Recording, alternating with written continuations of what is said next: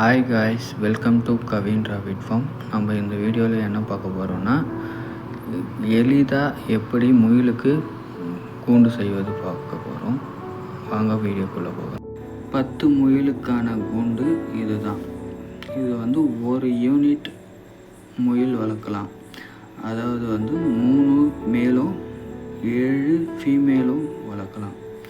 10 பார்ட்டிஷனாக இருக்கும்.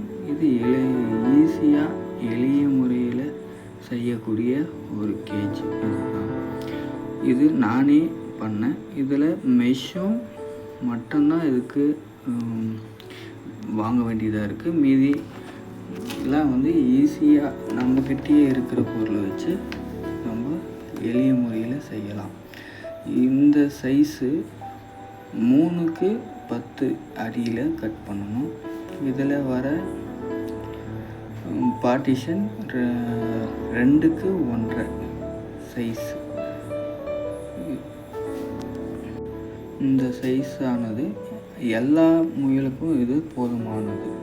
அது ஆண் முயலுக்கும் சரியான அளவில் இருக்கும், பெண் முயலுக்கும் சரியான அளவு இருக்கும். இதில் நம்ம குட்டியும் வளர்க்கலாம், ஆண் முயலும் வளர்க்கலாம், ப்ரீடர் பெண் முயலும் வளர்க்கலாம்.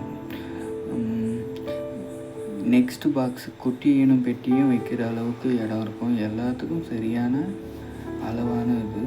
இதில் மற்ற அனிமலும் வளர்க்கலாம். அதாவது காடை, மற்ற சின்ன சின்ன பறவைகள் அதெல்லாம் இதில் வளர்க்கலாம்.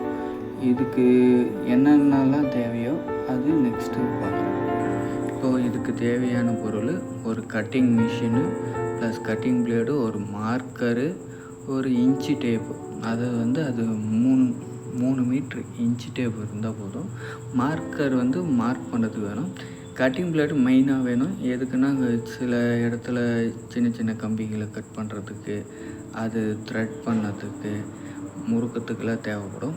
கட்டிங் மிஷின் இருந்தால் இஸ் பெஸ்ட்டு. ஈஸியாக சீக்கிரமாக செஞ்சிடலாம். ஏன்னா மெஷ்ஷு ரோல், இது 50 அடி ரோலு. நான் ஒரு ஸ்கொயர் ஃபீட்டு 16 ரூபான்னு வாங்கினேன். ஒரு இடத்துல எங்கள் இடத்துலையே வேறு கடையில் கேட்டால் 25 ரூபான்றாங்க, 24 ரூபா சொல்கிறாங்க. இது 16 ரூபா ஸ்கொயர் ஃபீட் வந்துச்சு. இது 50 அடி நீளம். ஃபுல் வீடியோவை பார்க்க டிஸ்கிரிப்ஷனில் இருக்கும் லிங்கை கிளிக் பண்ணி பாருங்கள். தேங்க்யூ ஃபார் வாட்சிங்.